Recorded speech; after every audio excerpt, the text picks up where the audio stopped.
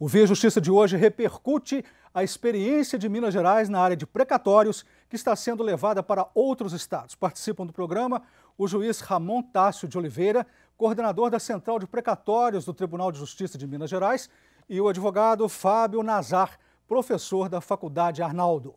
Numa parceria da TV Assembleia com a Mages, a Associação dos Magistrados Mineiros, o Via Justiça está começando.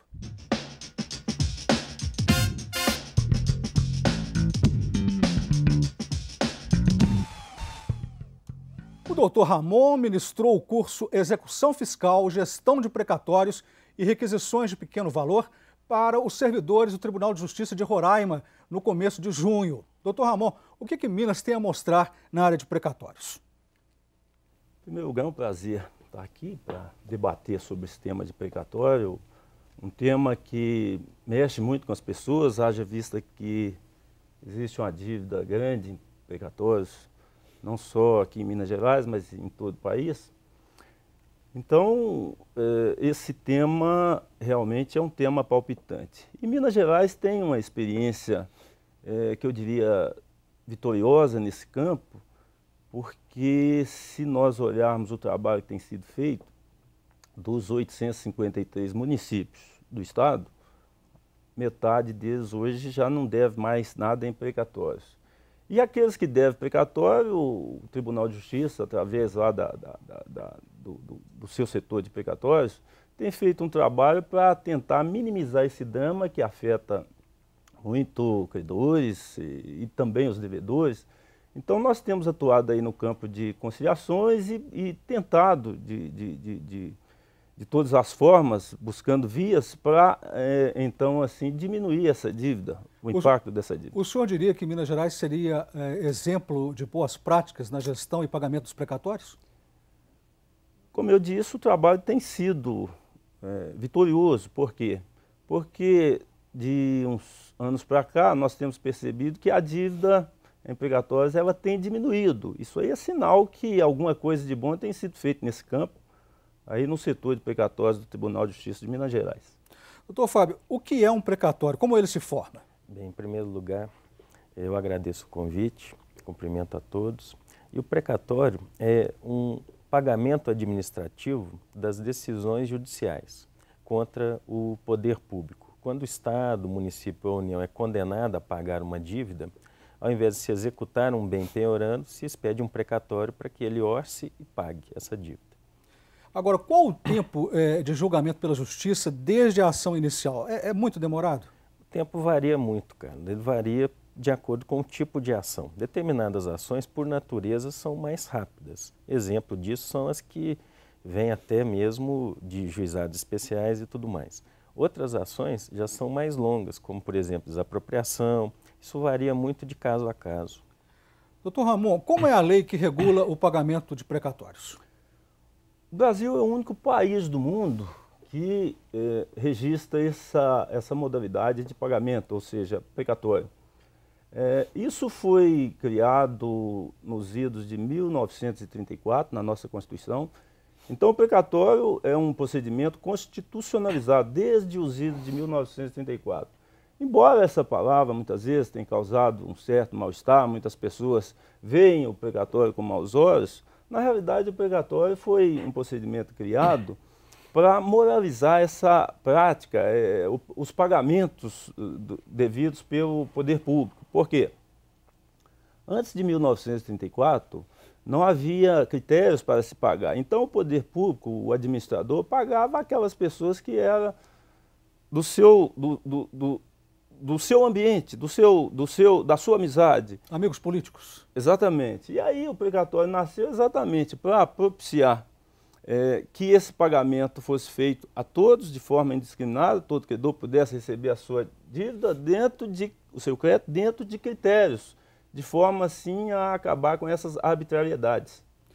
A emenda constitucional número 62 de 2009 transferiu ao Poder Judiciário a atribuição de administrar as dívidas e pagamentos dos precatórios. Foi boa a ideia de entregar ao Judiciário a responsabilidade pelos pagamentos, doutor Fábio? Eu entendo que foi adequada assim, a decisão pelo seguinte: o precatório ele advém de uma sentença judicial. E nada mais adequado do que o próprio Poder Judiciário administrar esse pagamento. não havia, na minha opinião, condição de esse pagamento ficar ao alvedrio do governo, de modo que essa solução encontrada pela emenda é a mais adequada. Doutor Ramon, e quais as considerações que envolveram a declaração pelo STF da inconstitucionalidade da emenda constitucional 62 de 2009? Em 2013, março de 2013, o Supremo Tribunal Federal reconheceu que essa emenda 62 de fato era inconstitucional. Foi um julgamento apertado. Me lembro que naquela ocasião alguns ministros chegaram a externar em suas posições que a emenda ela devia ficar de pé. Por quê? Se com ela era ruim, sem ela seria muito pior. Eu me lembro que o próprio ministro Lewandowski, o ministro Gilmar Mendes, externaram esse ponto de vista. No meu modo de ver, essa emenda, ela trouxe mais benefícios do que malefícios. Por quê? Porque além de criar uma programação para se pagar a dívida, um tempo para se pagar essa dívida, essa emenda também ela trouxe mecanismos de coação. E muitas das vezes há reclamações no sentido de que o texto apenas da Constituição, sem essas modificações da emenda, a interpretação desse texto não gerava a eficácia dessas decisões, dessas condenações impostas ao poder público. Então a emenda, além de ter propiciado um plano de pagamento, ela trouxe também mecanismos que forçassem o devedor a cumprir os preceitos dessa emenda. E diferentemente do passado, essa emenda, ela, além de ter criado um plano de pagamento daquele acervo que já existia, a nova dívida que fosse se formando também entrava nesse plano de pagamento. Então, essa emenda, no meu modo de ver, foi reconhecida inconstitucional e a decisão é do Supremo Tribunal Federal, a gente tem que respeitar, mas hoje o Supremo Tribunal Federal ele está aí ainda modulando os efeitos desse julgamento, ou seja, a partir de quando que vai ser inconstitucional essa emenda? Porque foi feito muita coisa sobre o império dessa emenda. E o que vai acontecer com aquilo que já foi feito? Quer dizer, houve um impacto, né? Exatamente. Isso aí resultou. Exatamente. Mas o Judiciário continua cuidando dos precatórios. Não, o Judiciário, exatamente. O Judiciário continua cuidando dos precatórios e continua cuidando dos precatórios sob as orientações dessa emenda. Por quê? Porque o julgamento da inconstitucionalidade ainda não teve o seu término. Doutor Fábio, quais os aspectos processuais da execução fiscal, prescrição, decadência no curso da execução fiscal e cautelar fiscal? Veja bem, a execução fiscal já é o outro lado da moeda. É quando alguém deve ao Estado. Essa execução fiscal, ela traz uma série de privilégios ao Estado na hora da cobrança da dívida. Ela é um rito mais célere. A prescrição e a decadência são modos de extinção do crédito tributário que o Estado possui, ou o município, ou a União, contra aquele devedor. A decadência e a prescrição podem ocorrer. Geralmente elas são no prazo de 5 anos, dependendo de certos pontos dados em cada um dos processos. Daí, hoje mesmo em Minas, por exemplo, a dívida ativa é quase que de 37 bilhões de reais. Então, é um volume imenso de processo que acaba chegando ao Poder Judiciário, sendo que aqui mesmo no Tribunal de Justiça nós temos várias varas especializadas em feitos tributários que cobram essa dívida. O senhor calcula os precatórios, o valor? Quanto mais ou menos? Os precatórios, eles hoje estão orçados no ano de 2014 em 3 bilhões e 700. 3 bi?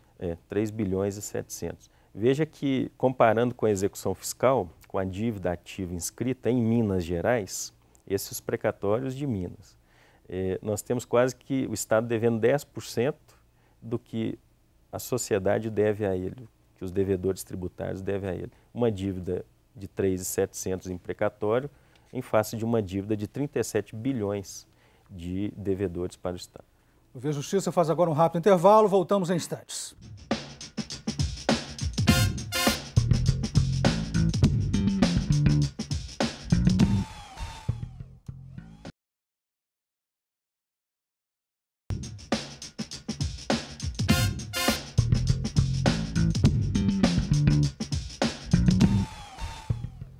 o Via Justiça e os precatórios, que são as dívidas do setor público reconhecidas pela Justiça. Nossos convidados, o juiz Ramon Tássio de Oliveira, coordenador da Central de Precatórios do Tribunal de Justiça de Minas Gerais, e o advogado Fábio Nazar, professor da Faculdade Arnaldo. Doutor Fábio, vamos voltar na questão da emenda constitucional 62 de 2009, declarada inconstitucional, né, pelo STF. E eu quero fazer também para o senhor essa mesma pergunta, o impacto financeiro, jurídico e social dessa declaração de inconstitucionalidade. Veja bem, Carlos, essa questão talvez seja crucial, porque o Poder Judiciário, na minha visão, teve uma decisão muito técnica. No entanto, esqueceu de verificar a questão social e financeira que essa decisão teria para os entes públicos. Tanto é que, veja o paradigma que foi feito. Uma semana após a decisão, o próprio Supremo, através do seu relator, o ministro Luiz Fux, determinou que se continuasse a aplicar a emenda, até que se modulasse os efeitos. Por que isso? A dívida hoje ela é orçada em todo o Brasil em cerca de 94 bilhões de reais.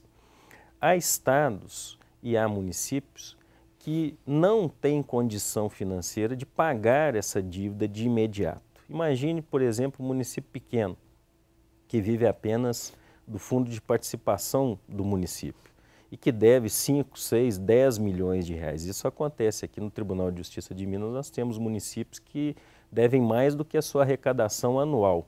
Nós vamos fechar esse município, nós vamos fazer com que ele não dê mais educação, saúde, que ele pare de prestar os seus serviços públicos para pagar esses devedores. O estado mais rico da nação, que é São Paulo, ele tem uma dívida aí, cerca aí de uns 50 bilhões.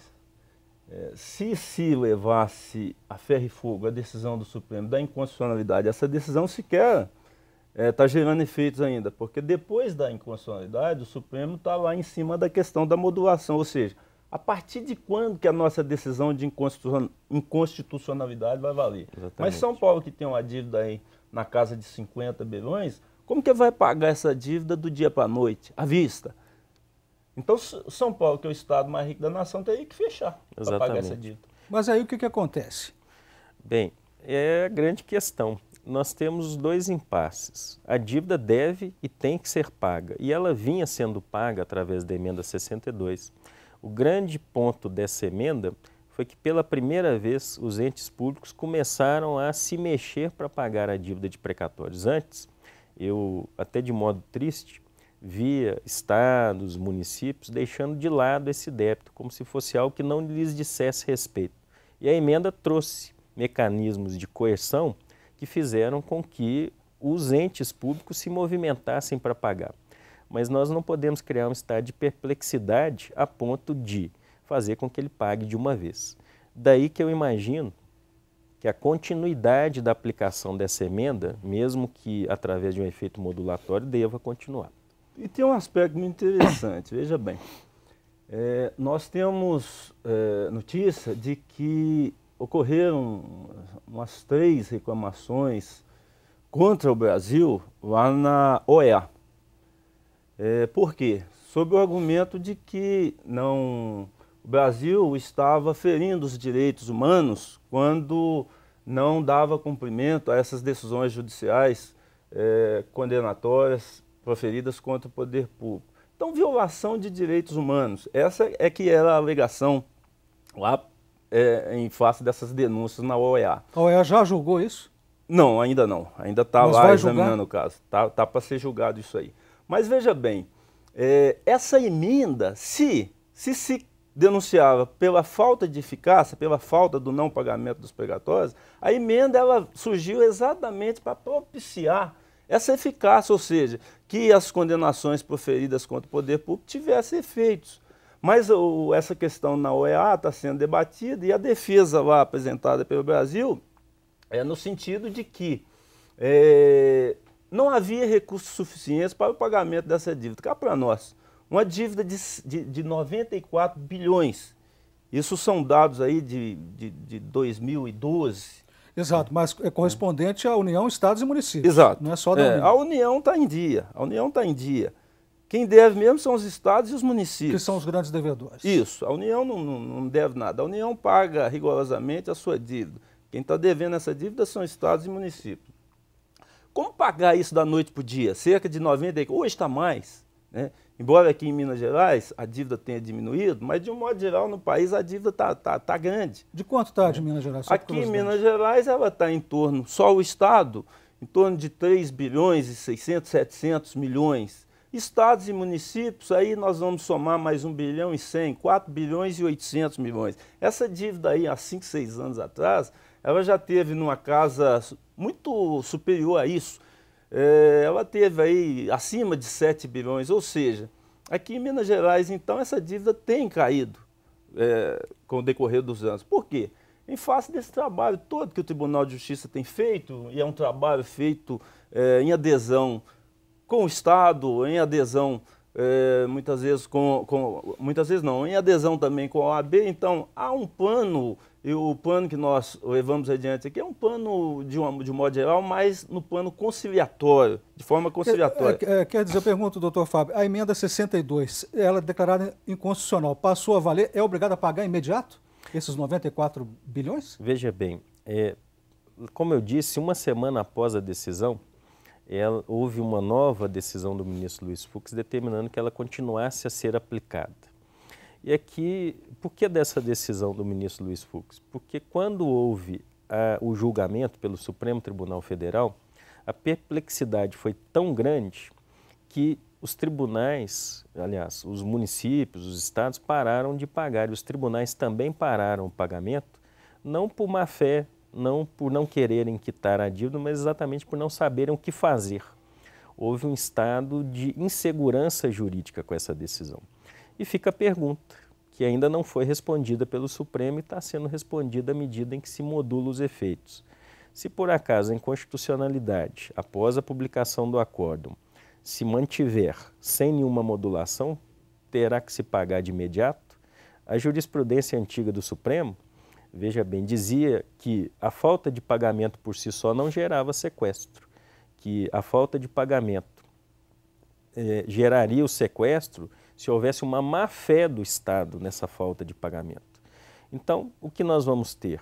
Nós vamos ter o que era antes, o Estado pode continuar a não pagar sem ter nenhuma consequência, ou nós vamos ter uma novidade que são os sequestros para quebrar os estados e municípios. E eu acho que o grande contraponto aí, Carlos, veja bem, existe uma dívida do Estado, ou seja, quando se fala o Estado, uma dívida nossa, da sociedade, para com as pessoas, em torno do Estado e municípios, 4 bilhões e 600, 700 milhões. Mas só do Estado, eu constatei o seguinte, existe uma dívida da sociedade para cobrar das pessoas em cerca de 37 bilhões. Veja bem o disparate. O Estado deve, mas tem um crédito muito maior para receber. As pessoas não estão pagando aquilo que tinham que pagar. Até porque existe uma aversão a pagar tributos aqui no nosso país.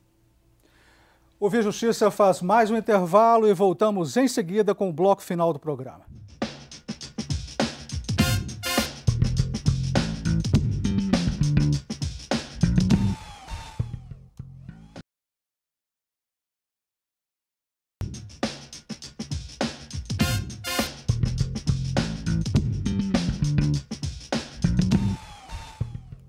O Via Justiça de hoje e a experiência de Minas Gerais na área dos precatórios. Participando do programa, o juiz Ramon Tássio de Oliveira, coordenador da Central de Precatórios do Tribunal de Justiça de Minas Gerais, e o advogado Fábio Nazar, professor da Faculdade Arnaldo.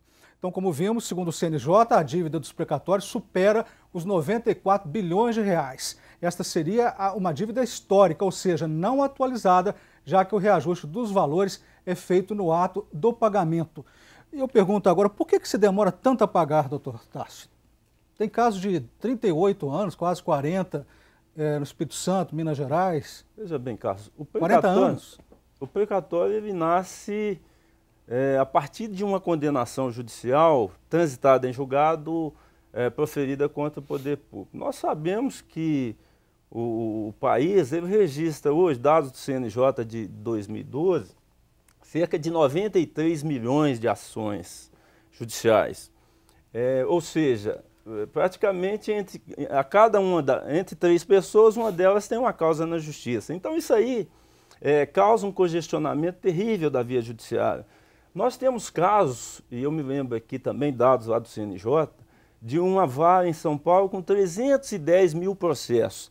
A média de processos aqui em mãos do juiz para decidir no Brasil é cerca de 5.600 causas por ano.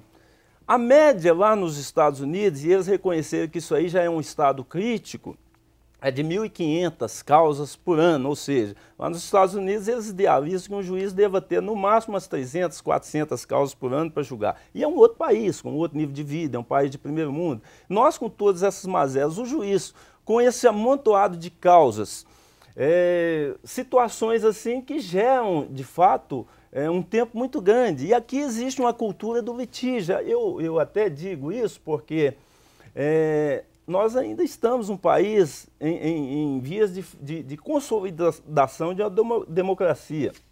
Um país que está buscando um crescimento cultural. Então, por outro lado, o acesso à justiça hoje está muito facilitado. E muitas pessoas hoje, até por causa dessa informação mais acessível, elas procuram resolver todas as contendas através do judiciário. E o judiciário, no meu modo de ver, ele não é uma via para resolver todos os males do país, ele é uma via de exceção. Assim, 38 anos, como no caso lá do Espírito Santo, é um tempo exagerado. Veja bem, é o que eu lhe disse anteriormente, Carlos, e volto de novo à emenda. Antes, além da demora natural do processo, que o processo é algo que se demora no Brasil, havia uma certa ignorância do Estado quanto àquela dívida. O Estado ignorava os municípios, a dívida. E essa emenda 62, ela trouxe mecanismos que encurtariam esse pagamento. Daí que, de fato, 30, 40 anos é algo que ultrapassa às vezes a vida de uma pessoa, mas que vinha dessas mazelas que a própria legislação trazia. Agora, nisso aí também tem que ser contabilizado o seguinte, porque existe um tempo de formação da condenação judicial. Exatamente. Né? Então existe um entulhamento da via judicial, processo de mais, juiz de menos, estrutura de menos. Exatamente. Então levou-se um tempo muito grande para se consolidar esse título, para se formar esse título. Daí por adiante, depois do título formado, entra a questão do verdadeiro precatório. Então, Carlos, não foi o precatório que demorou 38 anos para ser pago, foi todo o caminho para se formar o precatório. Aí sim, deve ter levado os 38 anos. E mais esse aspecto que o doutor Fábio falou, que o Estado não era obrigado a pagar, não tinha essa cultura, e aí não havia também, além de uma falta de recursos, além de uma conscientização do poder público quanto a tornar eficazes essas decisões judiciais, então tudo isso aí contribuiu certamente para que essa causa demorasse tanto a ter sido paga. Nós estamos chegando ao final do programa, vamos partir para as considerações finais. Eu pergunto para ambos o que é preciso aprimorar na gestão e no pagamento dos precatórios, começando com o senhor, doutor Fábio. Veja bem, eu entendo que o CNJ, com a sua gestão nacional do Poder Judiciário, juntamente com o Legislativo, que faz a legislação que trata desses pagamentos, tem avançado muito. Basta ver que hoje nós temos uma resolução que organiza de modo nacional o pagamento.